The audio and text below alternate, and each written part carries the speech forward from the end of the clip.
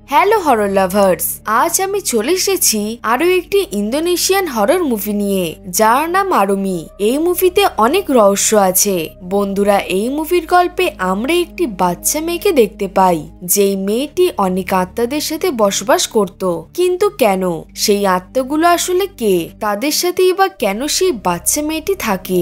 এই সবের উত্তর জানতে হলে ভিডিওটি স্কিপ না করে পুরোটা দেখতে হবে। মুভিটা অনেক ইন্টারেস্টিং এবং ভয়ানক হতে চলেছে বন্ধুরা। মুভির গল্পটি খুবই সুন্দর। তো চলো তাহলে বেশি কথা না বাড়িয়ে আজকের মুভি শুরু করা যাক।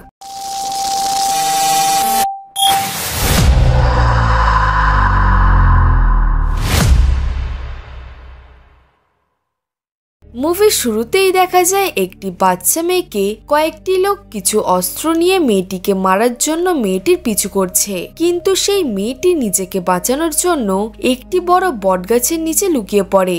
একটা সময় সেই লোকগুলো মেয়েটিকে খুঁজতে খুঁজতে সেই গাছটির সামনে এসে যায়, আর তারা সেই মেয়েটিকে দেখতেও পেয়ে যায়। তারা যেই সেই মেয়েটিকে মারতেই যাবে, তখনই সেই মেয়েটি তাদেরকে হুমকি দিয়ে বলে যে আমাকে ক্ষতি করার চেষ্টা করলে একজন তোমাদের ছাড়বে না।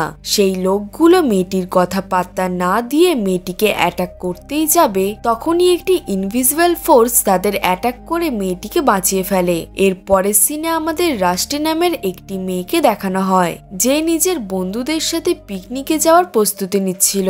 তারা রাষ্ট্রীর বাবার একটি ভিলাতে স্টে করবে বলে ঠিক করে। তখনই রাষ্ট্রীর বন্ধু ম্যারি রাষ্ট্রীর ঘরে তার ছোটবেলার ফ্যামিলি ফটো দেখে, যেখানে একটি ছবিতে রাষ্ট্রী তার মায়ের সাথে ছিল এবং আরেকটি ছবি উল্টানো ছিল। ম্যারি রাষ্ট্রীকে সেই ছবির ব্যাপারে জিজ্ঞেস করলে রাষ্ট্রী বলে যে এটি তার বাবার ছবি। আজ থেকে 15 বছর আগে রাষ্ট্রী যখন ছোট ছিল, তখন তার বাবা তার মা এবং ছোট বোনকে হত্যা করেছে বলেই সে জানে, আর তাই সে তার বাবাকে খুব ঘৃণা করে, যার জন্য সে তার বাবার ছবিকে উল্টো করে রেখেছে। এরপর আমরা দেখতে পাই রাষ্ট্রী এবং তার বন্ধুরা মিলে একটি গাড়িতে উঠে পড়ে, কিন্তু তখনই রাষ্ট্রী আবার তাদের থামিয়ে নিজের রুমে গিয়ে সে নিজের টেডি এবং একটি বন্দুক নিয়ে নেয়। তারপর তারা ভিলার উদ্দেশ্যে বেরিয়ে পড়ে। তারা যখন রাস্তা দিয়ে যাচ্ছিল, তখনই হঠাৎ তাদের গাড়ির সামনে দিয়ে একটি বাচ্চা মেয়ে পাস করে। তাই রাষ্ট্রের বন্ধু ডিকাকে বাধ্য হয়ে গাড়ি থামাতে হয়। তারা কিছুতেই বুঝতে পারছিল না যে এত রাতে একটি বাচ্চা মেয়ে এরকম অন্ধকার জঙ্গলে কি করছে। তাই তারা ব্যাপারটি ক্লিয়ার করতে গাড়ি থেকে নেমে মেয়েটিকে চারিদিকে খুঁজতে লাগে। খুঁজতে খুঁজতে একটি সময় রাষ্ট্রী আর ম্যারি মেয়েটিকে পেয়ে যায়। তখন আমরা দেখি এটি সেই মেয়ে যাকে আমরা মুভির শুরুতেই দেখেছি। সেই বাচ্চা মেয়েটির নাম ছিল লিলি। সে খুব ভয় পাচ্ছিল, তাই রাষ্ট্রী সেই মেয়েটিকে বুঝিয়ে সুঝিয়ে গাড়িতে ওঠায়। ঠিক তখনই দেখা যায় সেই লোকগুলো আবার লিলিকে খুঁজতে খুঁজতে রাষ্ট্রের দিকে এগোতে লাগে, আর তারা রাষ্ট্রীদের বলে যে তোমরা তাকে সাথে করে নিয়ে যেও না, সেই বাচ্চাটি একটি অভিশপ্ত মেয়ে। লিলি তাদের বলে যে এই লোকগুলো ভালো না, আমায় তারা মারতে চায়। এমন সময় সেই লোকগুলোর ওপর আবার একটি ইনভিজিবল ফোর্স অ্যাটাক করে দেয়। এই সব দেখে তারা সবাই ভয় পেয়ে লিলিকে নিয়ে সেখান থেকে দ্রুত চলে যায়। তারপর তারা একটি খালি জায়গায় এসে গাড়ি থামিয়ে লিলির ব্যাপারে ডিসকাস করতে লাগে। তারা বুঝতে পারছিল না যে লিলির সাথে কি হয়েছে বা লোকগুলোকেই তখন কে অ্যাটাক করলো। রাষ্ট্রের বন্ধুরা ভাবছিল লিলির সাথে নিশ্চয়ই কোনো খারাপ শক্তি আছে, তাই লোকগুলো তাকে অভিশপ্ত বলছিল, আর এই জন্যই সেই লোকগুলোর ওপর কোনো একটি ইনভিজিবল ফোর্স অ্যাটাক করেছে। কিন্তু রাষ্ট্রী তাদের কারোর কথাই শুনছিল না। সে ঠিক করে যে সে লিলিকে তাদের সাথে ভিলাতে নিয়ে যাবে এবং সেখানে গিয়ে সে লিলির সব ইনফরমেশন বের করে তার বাবা মায়ের কাছে তাকে পাঠিয়ে দেবে। প্রথমে সবাই এই প্রস্তাবে রাজি না হলেও পরে রাষ্ট্রীর কথা শুনে সবাই রাজি হয়ে যায়। তারা ভিলাতে পৌঁছে যে যার ঘরে ঘুমাতে চলে যায়। রাষ্ট্রী লিলিকে নিয়ে নিজের রুমে শুতে যায়। লিলি জঙ্গলে থাকার ফলে তার অবস্থা একদম ভালো ছিল না, তাই রাষ্ট্রী লিলির জামা কাপড় বদলে দিয়ে পরিষ্কার পরিচ্ছন্ন করতে লাগে। সে যখন লিলির জামা খুলতে যায়, তখন সে লিলির শরীরে অনেক ক্ষতচিহ্ন দেখতে পায়। এই জন্য রাষ্ট্রী লিলিকে জিজ্ঞেস করে যে তোমাকে এইভাবে কে আঘাত করেছে। এর উত্তরে লিলি বলে যে তাকে আরমি আঘাত করেছে। রাষ্ট্রী আর কথা না বাড়িয়ে লিলিকে পরিষ্কার করিয়ে আর সে শুয়ে শুয়ে লিলিকে জিজ্ঞেস করে যে সে কোথায় থাকে। লিলি জানায় যে সে আরুমির সাথে জঙ্গলেই থাকে এবং আরুমি সেখানে থাকে একটি লম্বা গাছে তাকে জড়িয়ে ধরে শুয়ে থাকে। রাষ্ট্রীর লিলির কথা শুনে একটু ডাউট লাগে, কিন্তু সে এইসব লিলির ছেলে মানুষই ভেবে উড়িয়ে দেয়। সেই রাতে তারা সবাই যখন ঘুমিয়ে পড়ে তখন রাষ্ট্রীর হঠাৎ করেই ঘুম ভেঙে যায়। সে ঘুম থেকে জেগে নিজের পাশে লিলিকে না দেখে তাকে খুঁজতে রুমের বাইরে গিয়ে দেখে লিলি ফ্রিজ থেকে কাঁচা মাংস বের করে খাচ্ছে আর তার মুখ পুরো রক্তে মাখা ছিল। রাষ্ট্রী এটা দেখে লিলির কাছ থেকে মাংসটি নিয়ে আবার ফ্রিজে রেখে দেয় এবং আবার তাকে তার রুমে নিয়ে যায়। রুমে গিয়ে সে লিলিকে বোঝাতে লাগে যে এইভাবে কাঁচা মাংস খাওয়া উচিত নয়, এতে বিভিন্ন রোগ জীবাণু হতে পারে। মানে ভাবা যায় একটা বাচ্চা মেয়ে মাঝরাতে কাঁচা মাংস খাচ্ছে, আর রাষ্ট্রী এইসব দেখে ভয় না পেয়ে তাকে রুমে গিয়ে বলছে যে এগুলো খেলে নাকি রোগ জীবাণু হবে। যাই হোক, এরপর লিলি বলে যে আমাকে আরুমি এইভাবে মাংস খাওয়া শিখিয়েছে। তখন রাষ্ট্রী তাকে আরুমির ব্যাপারে জিজ্ঞেস করে। লিলি বলে আরুমি একদম রাষ্ট্রীর বয়সী একটি অনেক সুন্দরী মেয়ে, কিন্তু সে যদি একবার রেগে যায় তাহলে তার চেহারা খুবই ভয়ঙ্কর হয়ে ওঠে। তার পরের দিন সকালে রাষ্ট্রী যখন রিনোর রুমের পাশ দিয়ে যাচ্ছিল তখন সে দেখতে পায় যে লিলি রিনোর রুমে বসে গান গাইছে আর কেউ একজন তার গানের সুরে গিটার বাজাচ্ছে। রাষ্ট্রী ভাবে যে রিনোই হয়তো গিটার বাজাচ্ছে আর লিলি গান গাইছে। এটা সে নিচে গিয়ে তার সব বন্ধুদের সাথে শেয়ার করে। তখনই রিনো হঠাৎ বাইরে থেকে এসে বলে যে আমি তো ডিকার সাথে গাড়ি ওয়াশ করছিলাম, আমি তো গিটার বাজাইনি। এরপরে রিনোর রুম থেকে কিছু জিনিস ভাঙার শব্দ শোনা যায়। তারা সবাই উপরে গিয়ে দেখে যে সেই গিটারটি ভেঙে পড়ে আছে। রিনো এটা দেখে লিলির উপরে খুবই রেগে যায়, কিন্তু লিলি বলে যে আমি এটা ভাঙিনি, এটা আরুমি রেগে গিয়ে ভেঙেছে। আসলে আরুমি লিলিকে নিয়ে যেতে চাইছিল, কিন্তু সে এখন রাষ্ট্রীর সাথে থাকতে চায় আর এই জন্যই আরুমি তাকে এখান থেকে নিয়ে যেতে পারেনি। এরপর রাষ্ট্রী সেখান থেকে লিলিকে নিয়ে চলে যায়। কিছুক্ষণ পর তারা সবাই জঙ্গলে ঘুরতে যায়, কিন্তু রাষ্ট্রী লিলির সাথে ভিলাতেই রয়ে যায়। এইদিকে জঙ্গলে তারা সবাই আলোচনা করতে করতে বলে যে তাদের কাছে লিলিকে খুব অদ্ভুত মনে হয়, কিন্তু রাষ্ট্রী বিশ্বাস করে লিলি কোনো গাছ থেকে পড়ে নিজের স্মৃতিশক্তি হারিয়ে ফেলেছে। তখনই রিনো বলে যে আরুমিটাকে। ম্যারি বলে যে লিলির মাথায় আঘাত লাগার ফলে লিলি হয়তো সব ভুলে গেছে, আর এই জন্যই সে আরুমি নামের কোনো একটি মেয়েকে নিজের আশেপাশে অনুভব করে। এই সব কিছু আসলে লিলির চিন্তা ছাড়া আর কিছুই না। এরপর সিন শিফট হয়ে ভিলায় আসে, যেখানে ঘুমিয়ে রাষ্ট্রী একটি ভিশন দেখছিল। সে দেখতে পায় ছোটবেলায় কিভাবে তার বোন এবং তার মাকে সে খুঁজে পেয়েছিল।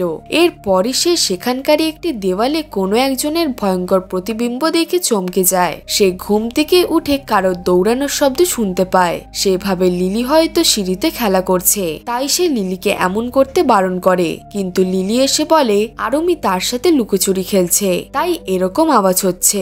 এটা শুনে রাষ্ট্রী এবারে লিলিকে নিয়ে চিন্তিত হয়ে পড়ে, তাই সে লিলির সাথে আরুমির সাথে কথা বলার কথা বলে। সেই রাতে রাষ্ট্রী এবং লিলি যখন ঘুমাচ্ছিল তখনই লিলি রুমের সিলিং এ একটি ভয়ঙ্কর আত্মাকে দেখতে পায়। পরের দিন সকালে উঠে লিলি রাষ্ট্রীকে বলে যে আরুমি কাল রাতে এখানে এসেছিল তোমার সাথে দেখা করতে, কিন্তু যেহেতু তুমি ঘুমাচ্ছিলে এই জন্য আরুমি তোমার কাঁধে উঠে ঘুম ভাঙানোর চেষ্টাও করেছিল, কিন্তু তুমি গভীর ঘুমিয়ে ছিলে, এই জন্যই তুমি উঠতে পারোনি। এরপর রাষ্ট্রী লক্ষ্য করে যে তার কাঁধেও লিলির মতো ক্ষতচিহ্ন তৈরি হয়ে গেছে। তার মানে লিলি যে আরুমির কথা বলছে সেটা একটি আত্মা, যেটা আমরা একটু পরে আরো ভালোভাবে জানবো। যাই হোক, এর মধ্যে আরুমি অনেকবারই রাষ্ট্রী সহ তার সব বন্ধুদের ভয় পাওয়ানোর চেষ্টা করে। তাই রিনো এবার লিলিকে নিয়ে সেই জায়গাটিতে যায় যেখানে তারা লিলিকে পেয়েছিল।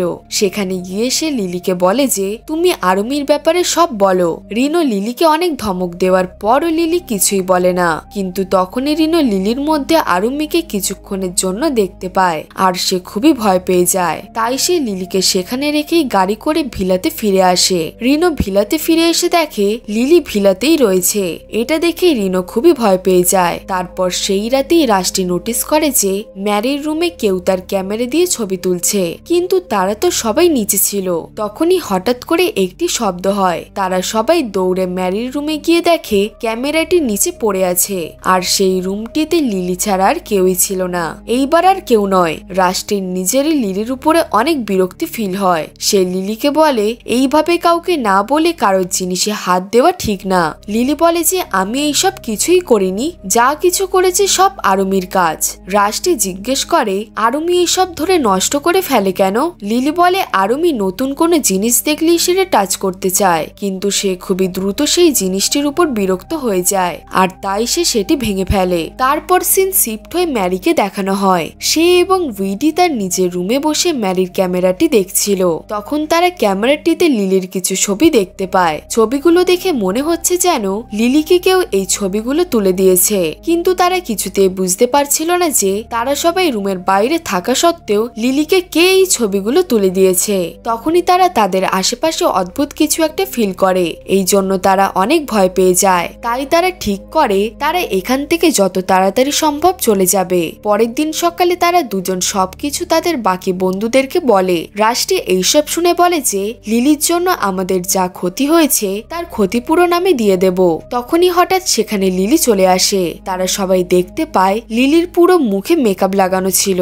উইডি বুঝতে পেরে যায় যে এইবার লিলি তার মেকআপ প্রোডাক্ট নষ্ট করেছে, তাই সে সেখান থেকে উঠে রাগ করে তার রুমে চলে যায়। তারপর আমরা উইডির চিৎকার শুনতে পাই। উইডির চিৎকার শুনে সবাই দৌড়ে তার রুমে দেখে রুমের পুরো দেওয়ালে কেউ লিপস্টিক দিয়ে মাটিতে লিখে রেখেছে কিছু। তখনই ডিকা লিলিকে রেগে নিচে নিয়ে এসে একটি ছুরি দিয়ে আঘাত করে দেয়, কারণ সে সবসময় মনে করত যে লিলির মধ্যে কোনো সমস্যা রয়েছে আর সেটা প্রমাণ করতেই সে লিলির হাত কেটে দেখতে চেয়েছিল আসলেই লিলি আদৌ কোনো মানুষ কি না। লিলির হাত কেটে যাওয়ার ফলে সেখান থেকে অনেক রক্ত বের হয়। এটা দেখে রাষ্ট্রী সহ বাকিরা ডিকার উপর খুব ক্ষেপে যায় একটি বাচ্চা মেয়ের সাথে এরকম খারাপ আচরণ করার জন্য।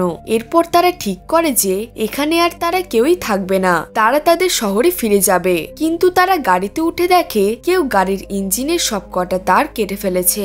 এটা দেখে রাষ্ট্রী তার ভিলার কেয়ারটেকারকে সেই গাড়ির মেকানিককে ফোন করতে বলে গাড়ি ঠিক করার ব্যবস্থা করতে। কেয়ারটেকার জানায় গাড়ি ঠিক করতে পুরো একদিন সময় লাগবে। তাই তারা ডিসাইড করে যে তারা সেই রাতটা সেখানেই কাটাবে। রাতের বেলা রাষ্ট্রী যখন ঘুমাচ্ছিল তখন সে স্বপ্নে সেই রাতের সিন আবার দেখছিল যেদিন তার মা ও বোন মারা গিয়েছিল। এটা দেখে তার বাবা তাকে তখন একটি ক্লোজেটে লুকিয়ে রেখে দিয়েছিল আর কিছুক্ষণ পরে সে গুলি চলার শব্দ শুনতে পেয়েছিল। গুলির শব্দ শুনে সে বাইরে চেক করতে তো বেরিয়েছিল। সে বাইরে বেরিয়ে দেখেছিল তার মা এবং বোনের লাশ মাটিতে পড়ে আছে এবং তার বাবার হাতে বন্দুক ছিল।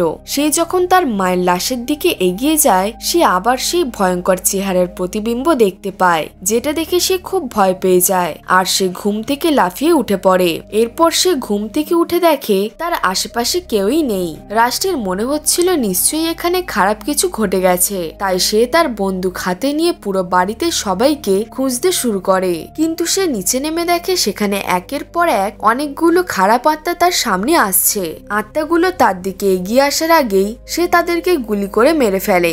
এইভাবে সে যখন সবগুলো আত্মাকে গুলি করে তখনই সে খেয়াল করে যে এতক্ষণ যাদের সে আত্মা ভেবে মেরেছে তারা আসলে কোনো আত্মাই ছিল না, বরং তারা রাষ্ট্রেরই বন্ধু ছিল। এটা দেখে রাষ্ট্রী একদম হতবাক হয়ে যায়। তারপরই তার সামনে একটি ভিশন আসে যেখানে সে দেখে তার বাবা ঠিক তার মতো করে 15 বছর আগে তাকে ক্লোজেটে রেখে নিচে এসে দেখেছিল তার কাছে কিছু আত্মা এসেছে আর তাই তো সে তাদের গুলি করতে বাধ্য হয়। কিন্তু তার একটু পরেই সে দেখে যে সে যাদের মেরেছিল সেগুলো আসলে রাষ্ট্রের মা এবং বোন। এটা দেখে রাষ্ট্রের বাবা সহ্য করতে না পেরে নিজেও আত্মহত্যা করে ফেলে। রাষ্ট্রী এইসব দেখার পর তার বাবার প্রতি তার ভুল ধারণা সব কেটে যায়। কিন্তু এরপরই অবশেষে আরুমি রাষ্ট্রের সামনে আসে। সেই আত্মাটি রাষ্ট্রীকে আত্মহত্যা করার জন্য ফোর্স করছিল। ঠিক সেই সময় লিলি এসে রাষ্ট্রের হাত ধরে ফেলে। লিলি আরুমিকে বলে যে দয়া করে তুমি রাষ্ট্রীকে মেরো না, ও খুব ভালো মেয়ে, তুমি যদি রাষ্ট্রীকে ছেড়ে দাও তাহলেই আমি তোমার সাথে যাব। লিলির এই কথা শুনে আরুমি রাষ্ট্রীকে ছেড়ে দেয় আর রাষ্ট্রীও সেই যাত্রায় বেঁচে যায়। লিলি আরুমির সাথে যাওয়ার আগে রাষ্ট্রের থেকে তার পুতুলটি নিয়ে যায় রাষ্ট্রের স্মৃতি হিসাবে। তারপর আমরা দেখতে পাই লিলিকে আরুমি আবার সেই বড় গাছটির সামনে নিয়ে যায় আর সেখানে গিয়ে লিলি আরুমি বলে চিৎকার করতেই সেখানে অনেকগুলো চোখ জ্বলে ওঠে। তার মানে সেখানে লিলির আরুমি একজন ছিল না, বরং অনেকেই ছিল। এবার মুভির শেষ সিনটিতে দেখা যায় লিলি একটি পরিবারের সাথে তাদের গাড়িতে বসে আছে আর তার সাথে রাষ্ট্রের পুতুলটিও রয়েছে। তার মানে আরুমিরা এবার তাদের নেক্সট টার্গেট পেয়ে গেছে আর এই মুভিটি এখানেই শেষ হয়ে যায়। অ্যাকচুয়ালি এখানে লিলি যাদের আরুমি বলছিল তারা আসলে জঙ্গলে থাকে কিছু অতৃপ্ত প্রেতাত্মা। কোনো মানুষ যখন তাদের জীবনে এসে বাধা দেয় তখন তারা তাদেরকে লিলির মাধ্যমে ট্রিট করে হত্যা করে। যেহেতু রাষ্ট্রের বাবা খুব শখ করে এই জঙ্গলে একটি ভিলা তৈরি করেছিল আর সেই আত্মগুলো জীবনযাত্রায় বাধা হয়ে উঠেছিল, তাই তারা সবাই মিলে রাষ্ট্রীর বাবাকে একভাবে ট্রিট করে তার পরিবার সহ হত্যা করে। বন্ধুরা, লিলিকে যেই লোকগুলো মারতে চাইছিল তারা আসলে সেখানকার গ্রামবাসী ছিল। তারা আরমিদের ব্যাপারে সবকিছুই জানতো। তারা আরমিদের এইসব ট্রিটের ব্যাপারে জানতো বলেই লিলিকে হত্যা করতে চাইতো, যাতে লিলির জন্য আর কোনো মানুষ আরমিদের শিকার না হয়। রাষ্ট্রী ও তার বন্ধুদেরও আরমিরা একই কারণে হত্যা করে, কিন্তু রাষ্ট্রী লিলিকে মন থেকে ভালোবেসেছিল, তাই লিলি আরমিকে রাষ্ট্রীর কোনো ক্ষতি করতে দেয়নি, কারণ সে বুঝতে পেরেছে যে রাষ্ট্রী আসলে খারাপ মানুষ না। তো আজকের এক্সপ্লেনেশন ভিডিও এই পর্যন্তই। মুভিটি তোমাদের কেমন লাগলো কমেন্টে জানিও। গল্পটি ভালো লাগলে একটা লাইক করে দিও। এরকম আরো মুভির গল্প দেখার জন্য আমাদের চ্যানেলটিকে সাবস্ক্রাইব করে পাশে থাকা বেল আইকনটি প্রেস করে দিও, যাতে এই রকম ইন্টারেস্টিং এবং হরর মুভির নোটিফিকেশন তোমার কাছেই সবার থেকে আগে যায়। তো চলো বন্ধুরা, দেখা হচ্ছে পরের গল্পে।